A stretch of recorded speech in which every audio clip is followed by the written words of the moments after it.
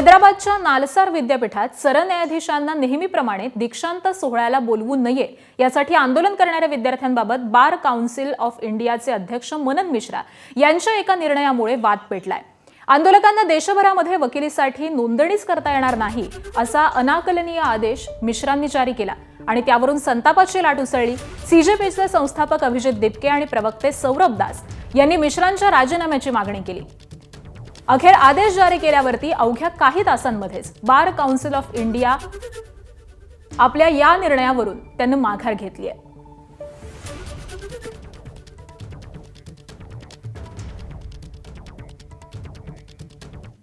तर bar council of इंडियाचे अध्यक्ष मनन मिश्रा यांनी नेमकी काय प्रतिक्रिया दिली आहे पाहूयात।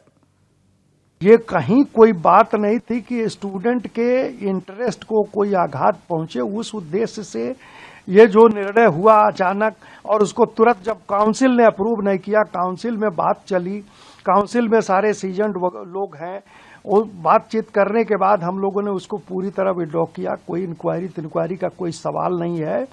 तो वो अभिजीत दिपके जी हों या दास जी हों, उन लोग को ये कम्युनिकेट करना चाहता हूं आपके माध्यम से कि स्टूडेंट्स के इंटरेस्ट में कहीं कोई दिक्कत नहीं है। स्टूडेंट्स के इंटरेस्ट को प्रोटेक्ट करने के लिए मैं हूं या बार काउंसिल ऑफ इंडिया है, बार काउंसिल के मेंबर्स हैं।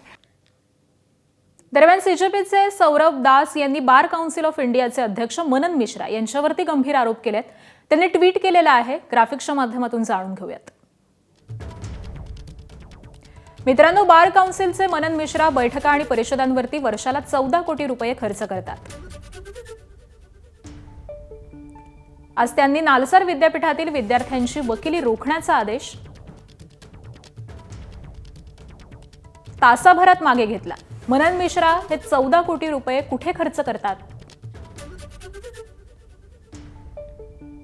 शिवाय 12 कोटी रुपये त्यांना प्रवास आणि राहण्यासाठी मिळतात। पण याचं फलित काय? मनन मिश्रा हे जर असे हुकुमशाही आदेश काढणार असतील तर काय तरुण वकील आणि कायद्याच्या विद्यापीठाचं भलं करणार? मनन मिश्रा हे 2012 पासून या पदावर आहेत आणि 2030 पर्यंत राहणार आहेत।